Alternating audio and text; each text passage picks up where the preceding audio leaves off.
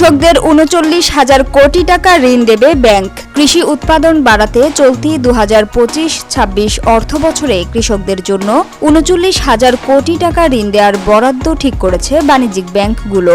এ অঙ্ক অর্থবছরের নির্ধারিত লক্ষ্যমাত্রার চেয়ে ২.৬৩% বেশি।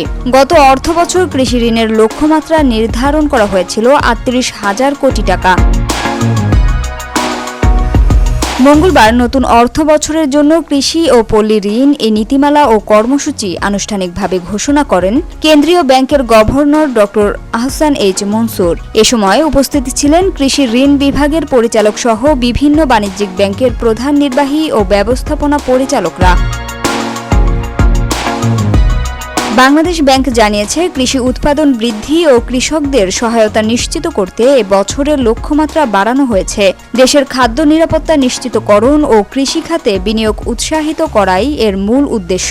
নীতিমালায় নতুনভাবে অন্তর্ভুক্ত করা হয়েছে প্রাণী সম্পদ খাতে বরাদ্দ 20% করা, সেচ ও কৃষি যন্ত্রপাতি খাতে 2% বরাদ্দ, 2,50,000 টাকা পর্যন্ত ঋণের সিআইবি সার্ভিস চার্জ মওকুফ, কন্ট্রাক্ট ফার্মিং ও এজেন্ট ব্যাংকিংয়ের আওতায় বৃদ্ধি, ক্ষীরা, কচুরলতি, বিটরুট, কালোজিরা, আদা, রসুন, হলুদ, খেজুর গুড় ইত্যাদি নতুন ফসল ঋণ নীতিতে অন্তর্ভুক্ত এবং অঞ্চলভিত্তিক উৎপাদন সম্ভাবনা অনুযায়ী ঋণ বিতরণের নির্দেশনা।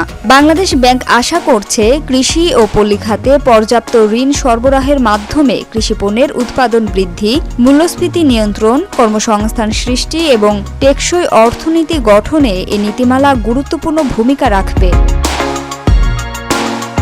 Samia Sultana, GBC television.